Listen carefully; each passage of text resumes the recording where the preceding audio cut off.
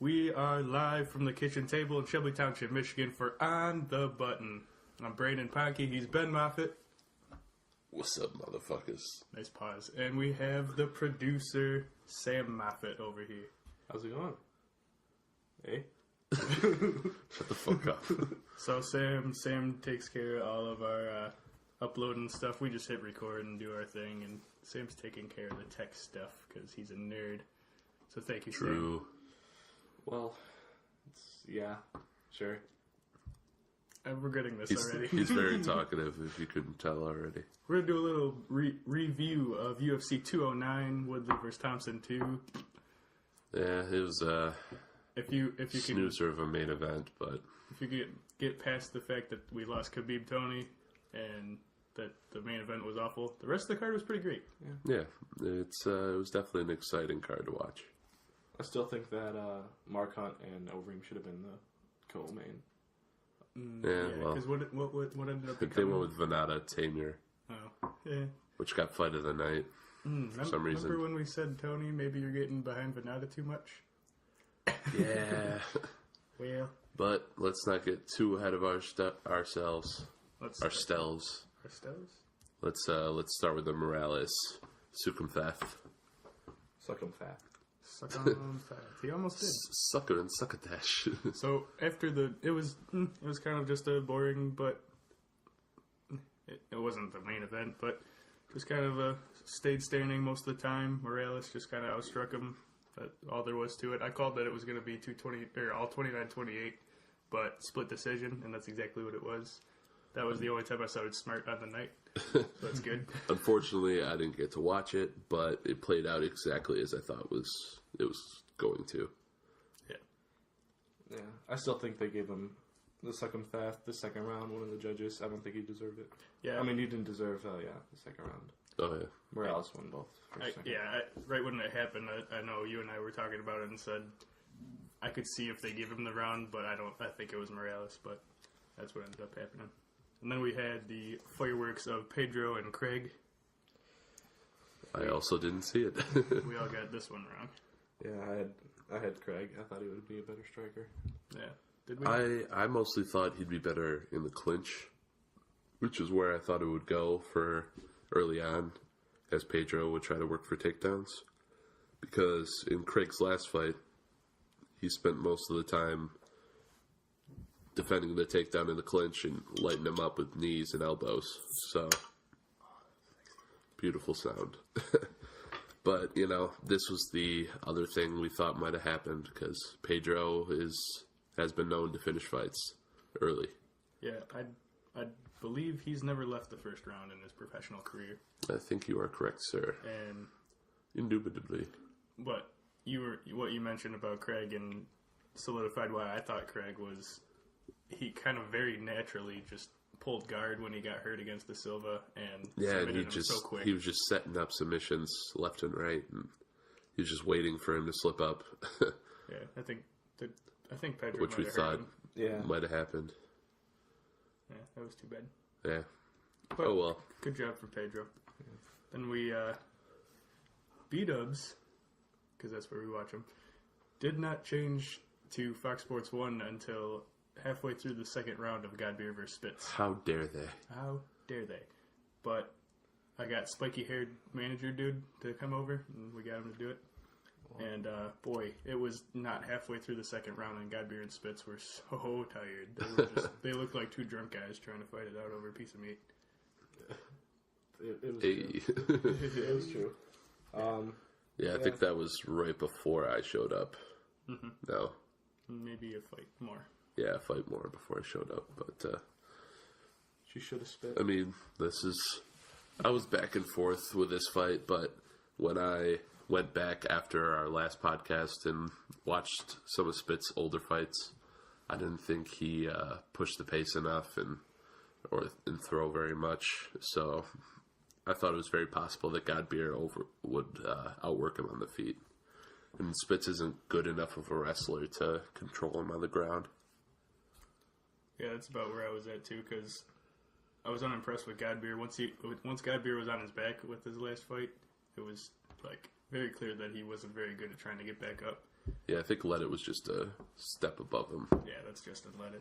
And Spitz had those 3 submissions on his roster before coming into this, so. But. Well, just on a funny note, the 2 things America loves most, God and beer. God beer's from England. Oh, that's upsetting, Yeah. actually. We didn't actually make that connection. Good job, producer. Yeah, I knew that too, actually. Oh, but you did. But Hand of God beer is just a great nickname. Yeah, it's, What was the Daniel other one you Spitz had? so Daniel Spitz is Daddy Longlegs Spitz. Fine. Terrible, Gay? actually. But I think it should be She Never.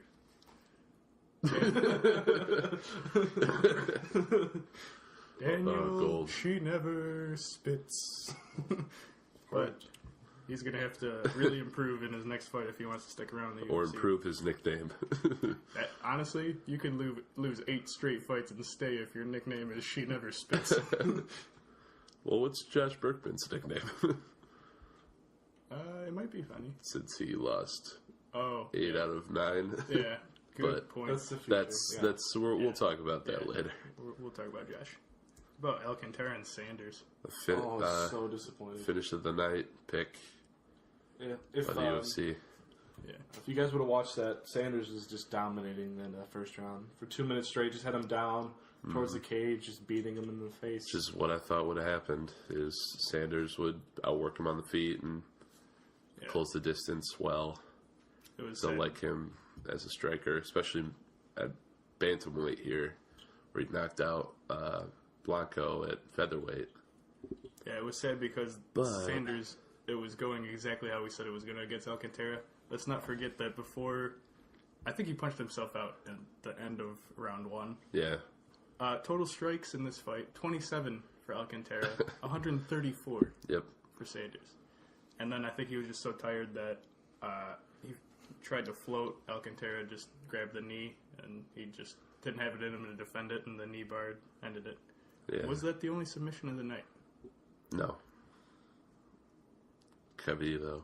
Yes. Cavillo. Cavillo, yeah. So, Cynthia. I wish I would have taken Sanders in DraftKings. Even with a loss, he had 94 6 strikes. Yeah, that's Yeah. ridiculous. So Pretty definitely, sure I did. Did take him. Not bad. But definitely looking forward to Sanders' next fight. Alcantara, you got lucky. Not gonna lie. yeah, he kind of did. Oh, never mind. This was the fight where I looked smart. This is the fight that you looked lucky as shit. This is the only way that you were going to win. Yeah, And, of course, it fucking happened. I I had Bektik all day because I thought he'd be able to outwork him on the feet. He's faster than him. Be able to drag him to the ground and beat him up. But it just didn't get finished because fucking Mark Goddard. I can't even, like, I can't be upset. I was the only person I knew that took Elkins in this. And my reasoning was that this was the toughest wrestler Bektik has fought. And he got out-wrestled for the entire fight until he had kick knocked him out. So I have no basis for getting this win. This fucking shit. You do this all the fucking time.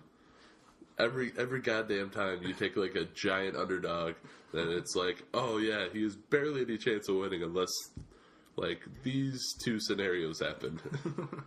And what happens? They happen. Bektik beats the shit out of him for 2 rounds and wears himself out, and Elkins beats him up. Yeah, that was rough. What were Knocks him the out. total strikes on that one, producer? Let's see, 146 for Belkins, which is... Bektik. Bektik. Oh, Elkins. if They're a couple. No. Yeah, so that's... I didn't know goes- they were official. That's exactly double Elkins. 6 strikes, 60. That's exactly double Elkins. Not exactly, but close. Close enough. 1%. He's a And statistician. the 4 takedowns to none, which definitely holds value. Yeah, I mean, it was clearly a very bad, maybe like a 30-26 victory Yeah. until he got knocked out. And then Ponke was the upset king again. Fuck you, bitch. Moving on to the Let's move on to go a to the couple fights that yeah, you were wrong on that Very people need to know. where you were right, you dick. Oh yeah, you're still sick and dying.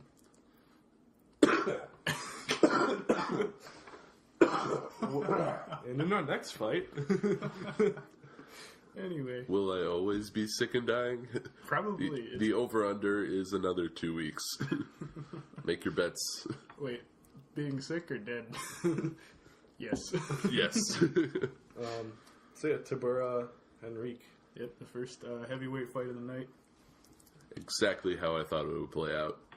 Yeah, he called it perfectly. They both took Henrique, but I could see through the flaws in his game.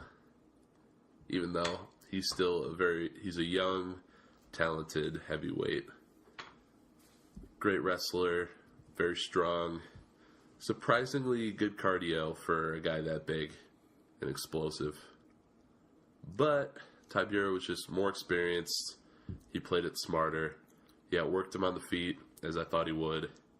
And he even stuffed a lot of takedowns, which through most of the early parts of his career, he was very, very skilled as a wrestler. Yeah, he pretty much did to Henrique what we thought Henrique would do to him. Yeah. That's definitely probably the best statistics, those 11 takedown attempts by Henrique. Because trying to shoot a takedown every minute and such. Yeah, I think the first 2 rounds, he just had him against the cage most of the time. Trying an attempt, it would be stuffed by Tibura. Yeah, I'm excited because when Tibura was first coming in, it was like he finishes quick, and then the one time that he didn't, he lost.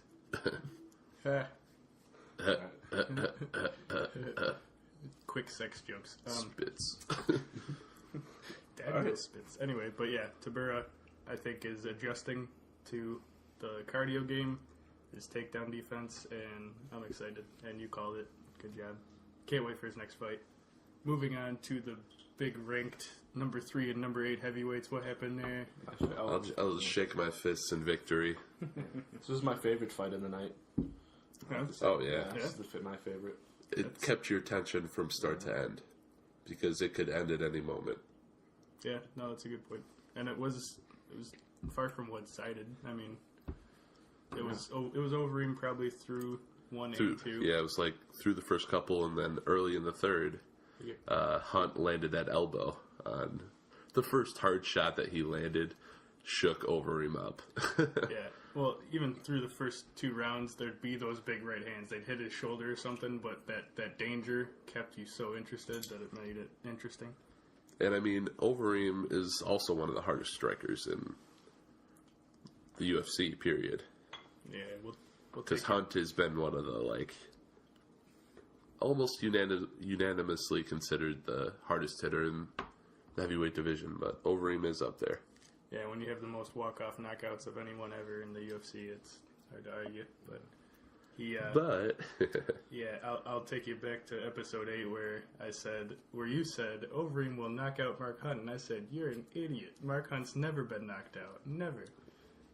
Who's the idiot now, motherfucker? Elkins won though. I think the idiot is still Brock Lesnar. Touche. That's a solid point. But yeah, big victory for Overeem. Those knees, bro. Those knees. And gorgeous. Like we said too, he gave Stipe a lot of trouble early in that fight. He hurt him. Yeah. So one thing Tony didn't pay attention to with that fight is that Overeem he almost knocked him out. Yeah. And if he had gone for ground and pound instead of the submission, it might have been finished. Yeah, I really think so. Well, according to Overeem, he tapped. And according to Joe Rogan, Overeem's a moron. Oh my god, that was funny. But yeah, Overeem's going to be exciting. He's going to get a good fight. Ngannou? That's what. Yeah, let's delve into this. We can the take heavyweight division. For sure. Overeem would be open to that fight. Yeah, against Francis Ngannou or Derek Lewis. To you guys, is that too big of a jump up in competition from Arlovsky? For Ngannou, I think so. I think he can handle it? Yes. Yeah. But do I think the UFC wants to push him up too fast? No. Yeah. Because he's the future. Yeah. The heavyweight division has yet to have a real prospect recently, and this guy is ridiculous. They're getting behind him. They should. I think we should go through the rankings and see who else in the heavy division can even stand up to him. Because you got JDS is fighting for the title next. Yep. We have Kane with his back issues. Yeah. Yeah, he'll be out for probably another 6 months at least. You can never really know with him right now. Is Rothwell really that big of a contender? I mean, I don't think so. No. And I don't think he's number. yeah, because right now number 5. Yeah, and right now they have Ngannou at 6, so the next progression would be Overeem or Verdum. Okay. How about this Honestly, situation? those two should fight the up-and-comers. Okay.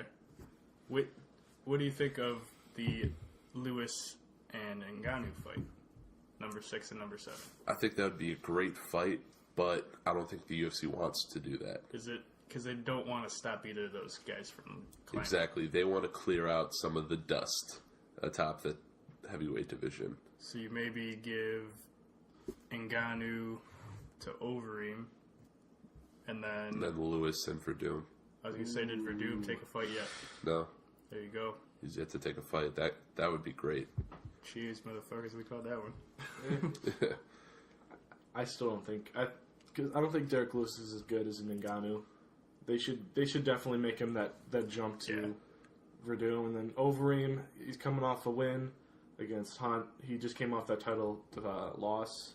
Give him Rothwell. Give him like an easier fight because I think he probably deserved it. Yeah. I mean, when we're talking the heavyweight division, you do not need a big win streak to get back to the top. Yeah. Doesn't JDS have two straight wins since he lost to Overeem? Yeah, it was. That's just how the division goes. Guys get knocked out all the time. You can't really fixate on having to get big win streaks like in the lighter weight classes because the depth is so Yeah, it was actually shallow. It was just the Ben Rothwell fight. Literally just one fight and he got the title shot. But then he's scheduled to fight twice. Once against Verdum, and it might have been against Verdum again. And then Verdum. JDS was scheduled to fight Stefan Struve. Oh, okay, and then that didn't work out. The Verdum Kane fight was supposed to be the next title challenger. But instead of just giving Verdum the shot right away again, they'd rather go with JDS. But I thought they ended up saying JDS was going to fight Verdum, and then Verdum pulled out of that. That was never announced. It was never a fight. It was It just was talked about. rumored, never announced. But Because they would rather get a title fight on there. just if you think about it, I mean, there's a huge layoff in between JDS's fights. Like, he only fought Stipe in between him losing the title belt in 2013. Yeah. And in 2015, all the way, he fought Overeem, and then he didn't fight again until April 2016. Yeah. So I feel like you can't penalize him too much, but definitely I think he deserves another shot at Stipe, because that was a great... Verdum? No, I'm JDS. Oh, so, JDS. yeah, So it's going to okay. be a full year since his last fight when he fights Stipe. Yeah. Because of people constantly dropping out. Yeah. And he is... I can't remember the last time JDS had to drop out of a fight. Yeah, dude. I love Junior. He's one of those guys, too, where it's like, you got to be near the end of your career at this point, right? But he's just... Keeps coming at you, keeps getting better, It's because... keeps working hard. Yeah, he's 33. Yeah. Yeah, he just looks old as shit. Yeah. He's Betty White, man. He's Brazilians, man. He's younger. You He's never younger know. than Stipe. Yeah. Wait, really? Never do meth, guys. Wow. All right. Shit. Or never be Brazilian. I don't know, one of those two. Sure. Wow. Yeah, if you get punched in the face every day from See, what's when you're crazy... 18. Kane's only 34. I mean, some of the guys at the top are actually the youngest. And then you have guys like Frank Mir Well, that's why they're falling off, Arlovsky's Arlovsky, yeah. falling off, Mark Hunt's I don't think 42. Frank Mir will fight again in the UFC after the suspension. Yeah. Who else do we have? Arlovsky Yeah. is close to being done too.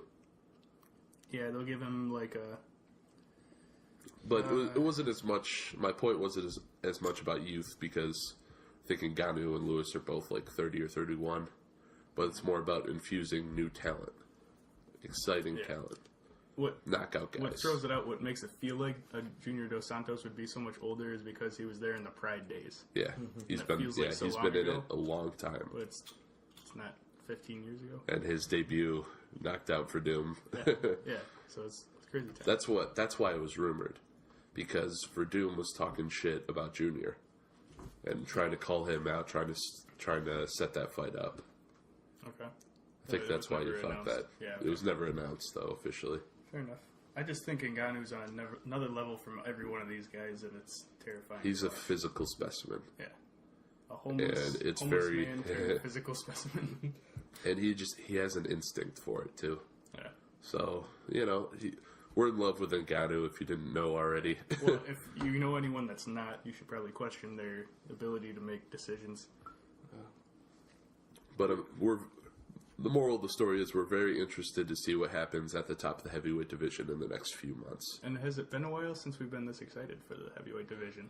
It has. It's been a while because a lot of it was, rematches and Because I feel like snoozers. yeah, after Brock Lesnar lost the belt, it was just JDS and Kane every other fight for the title, Yeah. and that was like a year and a half, almost 2 years. Of just who else was there? They had, to what, 3 challenge? fights? And three no fights. one got to that point. Brendan Schaub made it funny. I'm pretty sure I'm going to make fun of Brendan Schaub in every episode. Is that all right, guys? He'll kick your ass, man. Maybe. He does hot He yoga. would, though. So Does hot yoga? he does hot yoga. He can't even finish the That's class. kind of awesome. He does keto, so you know he's in shape. I kind of love it. Making fun of him because I love him. Yeah, keep telling him that. Anyway. Come on our podcast. Yeah, I'm sure he'd love to at this point. I mean, we're up and coming. Turns out it's on the button with just Ben Moffitt because Brendan Schaub killed Ponke. Na na na na na na na. Back on. Hey, Back on. hey, hey. You don't understand. He's going to finish. He's gay. Uh-oh. All right, so back to 209. Back to 209, is this where the main card started? No. Hunt Overeem was the start of the Pretty main gay card. punky. Pretty What? gay. So Wait, Overeem what? Hunt started the pay-per-view, and then we had Amanda Cooper and Cynthia Calvillo. Oh, she's from Michigan, eh? Yeah, she's from Bath, Michigan. Oh, I want to Up see by her, Lansing. Homegirl, what's up? well, that is Sorry we picked against you. yeah. not really. But, Oh, yeah, we did. nah, we nailed it. I remember at the bar going, because everyone was cheering pretty hard at beat-ups for Yeah. her. And I was like, Oh, yeah, we're like yeah. the only people in the bar. They're like, yeah, come on, Camillo, let's I go. know, everyone's, California. sorry everybody, we just want to be right, that's all. She did. She looked dominant. She looked really good. Kavila. Anybody want a beer? Yeah, sure. Houseboy, Tap tap. get me a beer. Houseboy? Houseboy. Producer / Houseboy, come. Little Blue Mountain State Okay. Yeah, I was gonna reference. say. No, yeah, we Don't turn we around right need now. to clarify that real quick. There's extra foam on top of my beer. Ooh, Houseboy, come. This is for someone. that's for me. Gracias. Cheers, guys. Cheers. So yeah, Calvillo, good first round submission win, fantastic. Then we get Oh yeah, it played out exactly what we thought. Which I thought she'd just wear out on the ground and it would go to a decision. Probably trying to do ground and pound, it would get defended. But I underestimated Cavillo's submission game because, as we talked about at B-Dubs, when we were watching the Bobby Cooper and Elmos fight. We noticed that Elmos was throwing up submissions that she could have gotten, but she did not know how to finish them. Mm-hmm. And Bobby Cooper was kind of inexperienced on the ground. It was easier to take her. It was easy to take her down and control her and get to certain positions. And Cynthia took advantage of that. Yeah, I think in a pretty one-sided fight.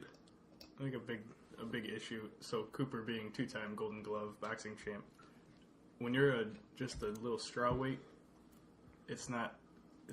It's a good skill to have, but it's not something that's going to win you the belt. It's not like when you're at middleweight or light heavyweight. You can't rely on it to get the power to go ahead. But Joanna's the champion, and she hasn't shown any ground game skill She has up to this point. Way more ground game She skill. has a lot of defense for it, Okay.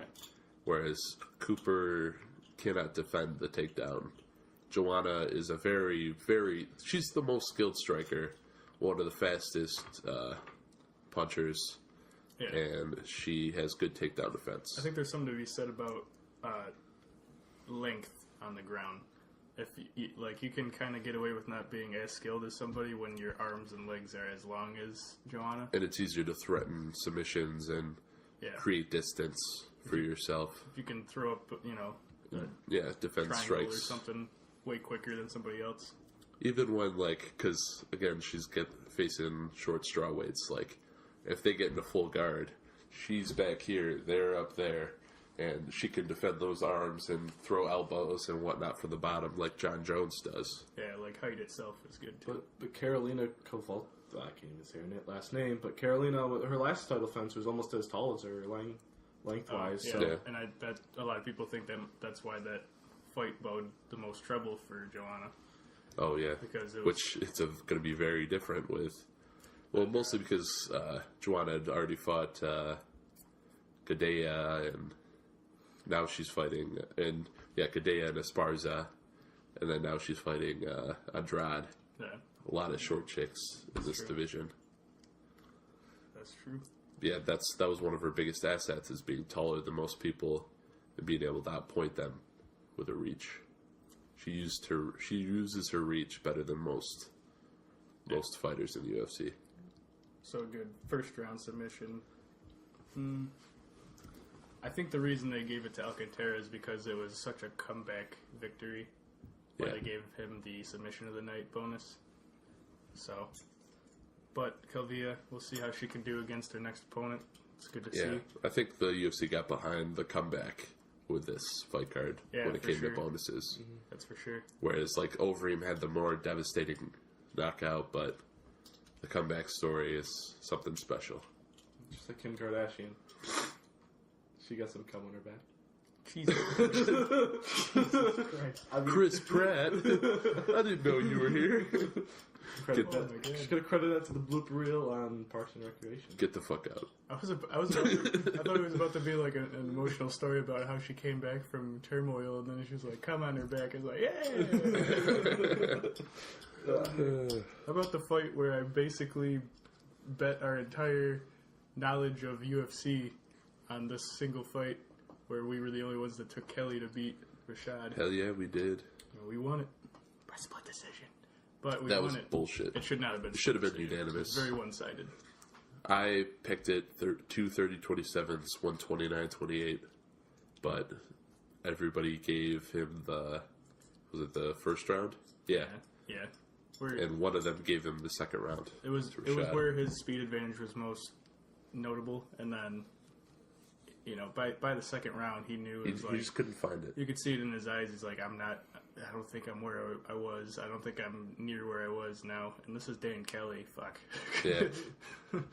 Dan Kelly, you're a hell of a guy. 39 years old and still he's got a 4-fight win streak in the middleweight division. Yeah, he's 6-1. You know, shit. He's been impressive. That's I don't think he won't go far, but have, it's that underdog story, you know. That's great. I love you. You love those Rudy. Not quite, but kind of. No, I picked Rashad Evans, so I can't. I'll speak on the other half. I actually picked a split decision because I figured the judges liked Rashad.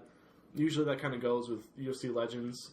Usually gets the benefit of the doubt comes judge time. See Shogun, Corey Anderson. See Derek Brunson, Anderson Silva. I'll say C Woodley Thompson too. That too. We'll get to that. Less about legends. We'll get to that. Less about legends, more about who they want to have the belt. So, but yeah. Definitely, I think Rashad definitely didn't get too dominated. Definitely was better striking for Kelly. But, it was pretty definitive that Kelly won that fight. I will come out and say that Evans looked better than I thought he would. Yeah, me too. He looked faster than I thought he would. Yeah, we said he wouldn't get to a decision, but he hung with him. I had a decision, Dan Kelly, but I changed it last second. I was like, you know what? No, he clips him, but... I only picked 3 fights, right? So. You suck. You suck. Yeah, you won it. We had 6. I won the picks. 6 people in the... Back on top. Once again. Yeah. I was in first place for a while there. Yeah. It was like most of two this year. fights. Yeah. Oh. 209. No. I lost for the very beginning of this one. No. Yeah. Yeah. No. Don't get used to that. Yeah. I came back and beat you. Now that we're back to scouting fights all the time, I'm gonna be at the top. I'm gonna be close. All right. So moving on to. Let me take it. Go. We'll take this moment to plug our fight picks. If you want to join, try and see if you can hang with the UFC fans fantasy. Yeah. So this is UFC.com/pick'em, and our pick'em is on the button 2017. If you want to take us out. Come join us. We already have a few people out there. Yep. That gave us a little run for our money, but I held my own. Yeah, Ben saved us. So see if you saved our credibility. See if you guys could take us down. Yeah, come join us so I can kill you every week. Yay! As producer, you want to plug our social medias? Sure, let's do it. We got time for that. We just got our Twitter last week. We are at On The Button MMA, and then we have our Facebook, which is facebook.com/onthebuttonpodcast. There you go. Go ahead, producer. Take care of that. Look for our logo. Share all our videos will be posted up there when they go live. We also have a YouTube channel if you like to watch gray screen with no actual video, but listen to it using the YouTube app. We are On The Button. Same spelling, same logo. And How about iTunes? Oh, that's I hope you're listening on iTunes. But yes, please subscribe to our iTunes channel, share it, and enjoy. Yeah, that's just On The Button too. And what about email? Do we have a set email now? We do have an email. It is onthebuttonpodcast@gmail.com. So all of this will be in the description on our iTunes and YouTube pages. So you can look for us there. If you have any questions, comments, please comment below or send us an email. Are the commercials over yet? Yeah, that's beautiful. Good job, Sam. Thanks, producer. Gracias. Let's get to what became the co-main event after Khabib and Friend left. Which, was tough. As Sam said, it probably shouldn't have been the co-main, but, it was a good fight. It was. I enjoyed watching it. I think we all picked Venata. Yeah. For obvious reasons. Yeah, and Taylor Young, Tony was very adamant for Venata, which I saw why. I mean, we picked him for a reason, but when I watched some of Tamir's fights, I knew it was going to be close. Well, I remember when we had said, I think we thought that they had made this Tamir for this fight because he's a stand-up guy, and they wanted to recreate some of that beautiful. He's a guy that likes to punch, And they loved that Tony Ferguson and Venata fight. That was fantastic, and they wanted to brawl. Yeah, and they wanted a brawl that Venata would be on top of, and that didn't happen. Tamir looked fantastic. Venata, he's more of a push-the-pace kind of guy, which is why the Tony fight was so exciting, because they're both that guy. Yeah. They'd both rather push the pace, so that clashed a lot. Yeah. But Venata and Tamir's more of a counter-striker, and Venata wasn't used to that. Used to a guy that could time him up, and he was walking right into punches and kicks. There was a lot of body kicks, a lot of leg kicks. Venata would get in close. He'd knee him. I didn't think it was a 30-27 fight, but yeah, I had 29-28 across the board. But even in the post fight, didn't Venata admit that he lost that fight? He said he just got dominated, and it was in the post fight interviews. Yeah, he didn't know how to adjust. You could see right after the third round bell, he was like, "Great job, man." And you got to give it to Tamir. He looked very mature, very intelligent on his sitting back and countering. I'm excited to see, we got some talent in the. There's a reason why the lightweight division is unanimously considered the deepest division in the UFC. Yeah, you got the most talent, and I think that's the toughest mountain to climb in all of the UFC, no doubt. A lot of exciting fights to make there. And like you pointed out for when we were predicting this fight, or we were previewing the fight, Venata has a lot of work to do too. I think this will help him grow. Yeah, more than any other fight. This was a good thing for him. He's 1-2 in the division in the UFC, but I think he's got a long. They both have long careers ahead. Yeah, Veneta, keep your head held high. You almost knocked Tony Ferguson out 4 times in that first round of that fight. So. The guy that we think should fight for the belt right now. Yeah. They're going to wait because Conor has his shit going on. Obviously, the next fight to make is Khabib. He even, I don't know if he wants. He said, didn't he say that he wants Khabib? He wants a 4th try. Yeah. Khabib drops twice, he drops once. You know, fourth time's the charm. Yeah, that's how it goes, right? Your last podcast was after Khabib pulled out, so you haven't really talked about it. Before, yeah. Before. No, yeah. Oh my God, that was heartbreaking. That was devastating. Yeah. When I saw that the morning, it was Friday morning. It was before I think. The weigh-ins. Yeah. So yeah, Friday morning. And it was rough. That was hard to see. I mean, I think that deterred a few people from buying the card. Yeah, because I remember them very vigorously, especially after that morning, trying to get people to buy. I saw more like plugs and commercials and everything for this through all social media, trying to get people to get this card. Like they knew they lost a lot of buyers, and we'll have to see what the. Because that's one of the most exciting fights to make in the UFC right now. For sure. It's kind of interesting, isn't it, that the deepest, the most stacked, and the most difficult division in the UFC doesn't really have a belt that's there right now. Yeah, I know, right? Because it's a log jam. He's fighting boxing, and it's weird. Which is what's kind of funny about the middleweight division is that it's so like log jammed at the top. But we'll talk about GSP and this thing. We're gonna need a full podcast for that. Shit. Yeah, we definitely will. But let's move on to that main event and talk about what we think on Woodley and Thompson too. I wanna cut you off before we jump into that. Go. Since we've been talking about trying to fly down to Dallas, doing some live podcasts of us at UFC 211. If Khabib Tony gets added to 211, are we going? So you're asking me, if Khabib and Tony are added to 211, are we just going to become homeless? Yep. Well, you'll become homeless. Yeah. Yeah. I make more money than you. Yeah, we'll do it. We'll become homeless. Yeah? Honestly, after what's already been added to Dallas, if Khabib and Tony go to Dallas, which awesome. I don't think would happen. I don't think it's a long shot, depends but on Khabib. It's enough for me to push you on it. I'll make that wager. If that gets added to Dallas, we're going to Dallas because I'd rather right after finals week say that I made that and tell that story on the streets of Detroit, Michigan in a box. Yeah, awesome, sweet. Yeah, let's move on to the main event. Go sleep in our shed. Thanks, guys. Oh my god, that's a big upgrade from a box.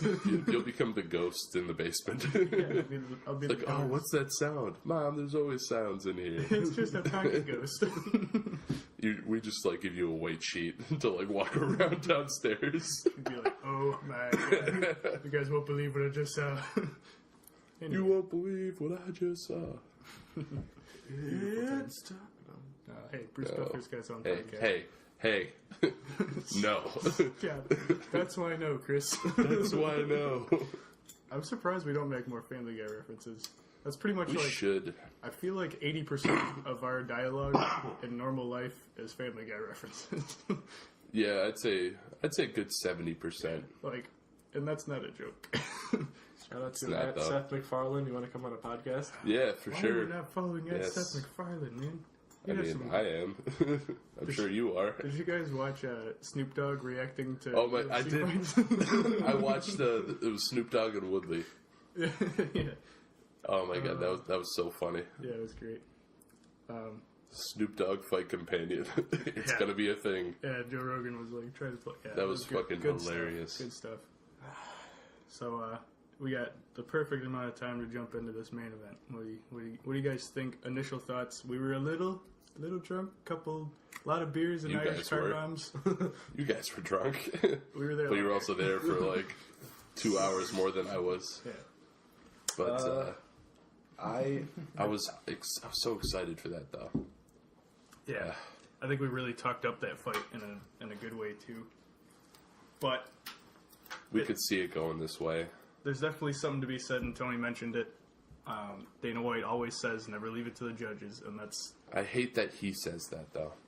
That's true. That's like a pet peeve for me because, yes, it's true. You should never leave it to the judges, but a corner should say that to a fighter, not the guy that runs the fucking UFC. Yeah, your president. You know. That's why I was very on the side of Woodley when this Dana White's a bitch thing came out, because I'm like, right when I read that, right when I read I didn't know you were married.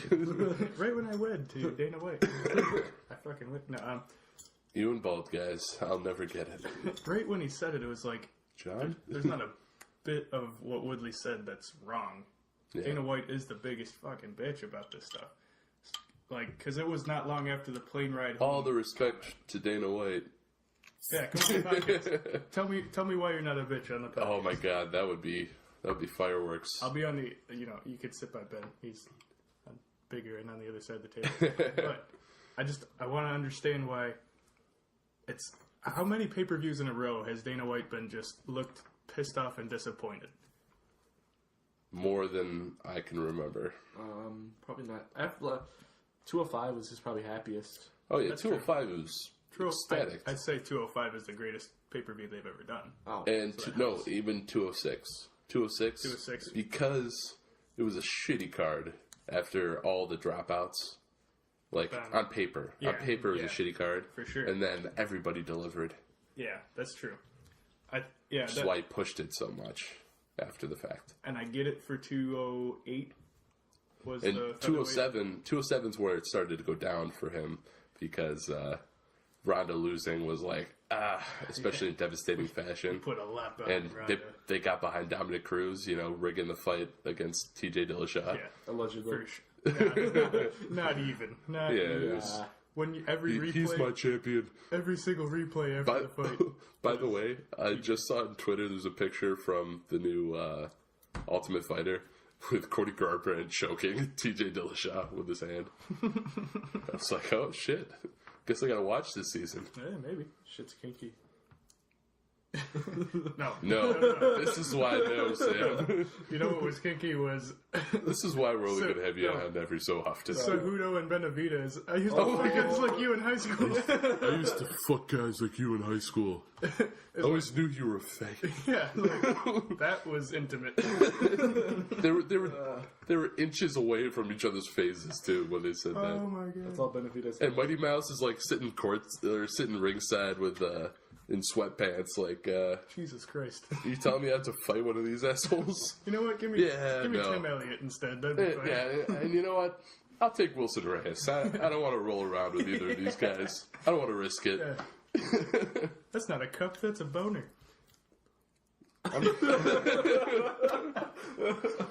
Oh, Jesus. So, Woodley? Protect your anus. Yeah, before they take it away. Woodley Thompson. Yes, Woodley Thompson. Woodley Thompson. Back to what we were So, talking about. I think we all unanimously agreed vigorously that Thompson won. Yeah, I think so. I'd say at the worst, I had it 48-47. Yes. Thompson. Yeah. But I could see where it would be 49-46 with the third round going to Thompson, based solely on the fact that Woodley only had him down for a minute and didn't do that much with it. It just blows my mind, the 10-8 fifth round. Yeah. Oh yeah, Oh. the one of the director, I think it was the director of the NSAC, Nevada State Athletic Commission, came out and bashed the judge for doing that. Well, see, I think the reason that the judge did it was when there's not much action, very little action, Yeah. and all of a sudden something happens, that doesn't mean 10-8 round. Yeah. You need domination and duration. Yeah, there's a combination of domination, duration, and damage. Yeah. So, just but when you because- don't have at least two of those, Just because nothing happened for most of the round and then one very one-sided thing happened, that doesn't make 10-8. no, that just means 10-9. My personal opinion, they should have former UFC fighter judges. Yes, They should I hire agree. internal, have... Honestly, if you had, like Chuck Liddell and like Forrest Griffin and those kind of guys Okay. judging fights, Or if I you have could totally experts, agree. experts in every field, so you have like a Brazilian Jiu-Jitsu black belt is one of your judges. You have a Golden Glove boxers. You guys, striking Well, at points. Or no, probably more like that's- Muay Thai or like kickboxing. See, That can I be- like that that can get idea, weird. but it can get weird because they would They- all judge it differently. So, Yeah. But you back to- want an agreed upon way to judge a fight. or even extremely, they should have like John McCarthy pick all the. Said John McCarthy judge every fight. No. He's been there. He's gonna ref it and then walk outside the cage and judge it. We'll just wait for 20 minutes while he watches the fight on a little TV. Yeah. Thanks, Big John. I kind We of love John.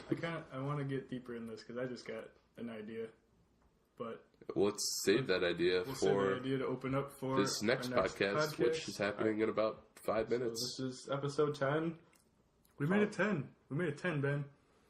Follow Ben us. 10. How'd you know host Ben 10 Follow us. runs out of the room? Follow us on social media, like our plug said. And and yeah. Follow me on Twitter. Yeah, at Nilla Thunder 76 or just at Nilla Thunder.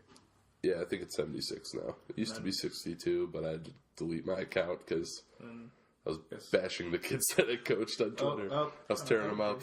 Alright, so all of this will be in descriptions. We are live from the kitchen table in Shelby Township, Michigan for On the Button. I'm Brandon Ponke.